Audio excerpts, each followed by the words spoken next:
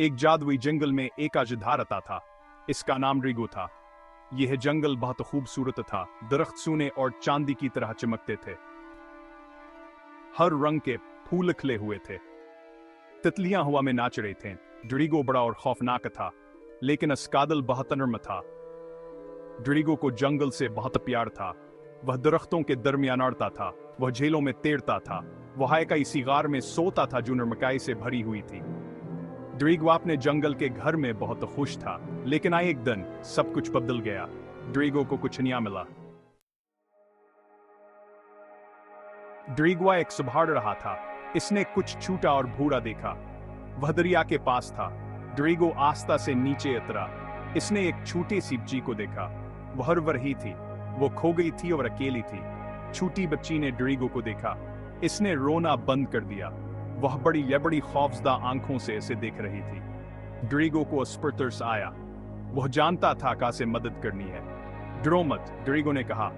इसकी आवाज भारी और गिरजदार। छोटी बच्ची अब डरी हुई थी, लेकिन उसने रोना बंद कर दिया। वह ड्रीगो को देख रही थी।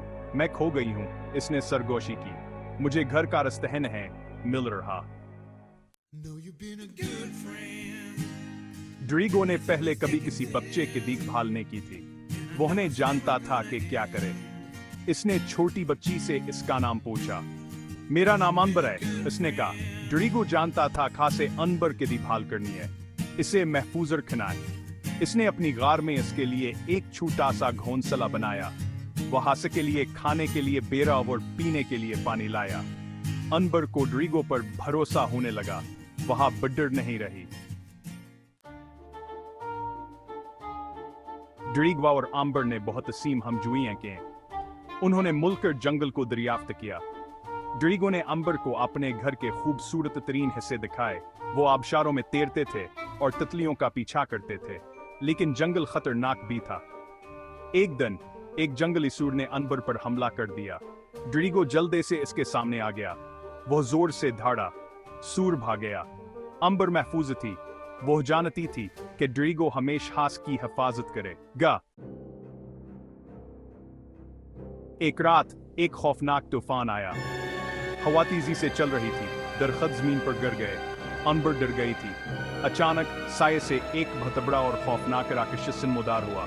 इसके 30 पंजे और चमकदार सर आंखें थी। राक्षस ने अनबर पर हमला करने की कोशिश की। ड्रीगो अपने पूरे ताकत से धाड़ा। इसने अपने 30 दांतों और ताकतवर दम से राक्षस से लड़ाई की। सारी रात लड़ाई जारी रही। आखिरकार ड्रीगो ने राक्षस को शिकस्त दी। वह जख्मी हो गया था, लेकिन उसने अनबर को बचा लिया था। अनबर ड्रैगो के पास भागी। वो रो रही थी। इसने इसके बड़े थूथने को गले लगा लिया। वो बहुत शुक्रगुजार थी कि वो जिंदा था। ड्रैगो जानता था कि इसे अनबर में कुछ खास मिला है। वो सिर्फ एक खोया हुआ बच्चा नहीं थी। वो उसकी दोस्त थी। वो उसका मुहाफिज था। और वो छोटी बच्ची थी जिसकी इसे कभी जरूरत महसूस नहीं हुई थी। तूफान गुजर गया। सूरज तलवा। ड्रैगो अनबर ने जंगल का जायजा लिया। यह बहुत खराब हालत में था। दरख्त गिर चुके थे। फूल चिले हुए थे। ड्रीगो जानता था कहां नहीं एक नया घर चाहिए। उन्होंने मुलकरा एक नई गार बनाई। यह ड्रीगो कैपरा निगार से बड़ी थी। इसमें दोनों के लिए जगह थी। उन्होंने इसे नरमकाई और रंग बिरंगे पत्थरों से भर दिया। यहां का घर। ड्रीगो और अनबर अपने नए घर में खुशी खुशी रहते थे। वो अकेले नहीं थे। जंगल भर से जानवर उनसे मिलने आते थे। उन्होंने अजदे और बच्ची के दरमियान मोहब्बत को महसूस किया। जंगल फिर से जादुई लगने लगा। दरख्त ज्यादा हरे भरी नजर आने लगे। फूलों की खुशबू ज्यादा मीठी हो गई। ये दोस्ती का जादू था। इसने उनके दिलों को खुशी से भर दिया। ड्रीगो जानता था कहो अनबर को हमेशा अपने पास नहीं रख सकता। एक दिन इसे अपनी नस्ल के पास वापस जाना होगा, लेकिन उसने वादा किया कहो हमेशा उसका दोस्त रहेगा।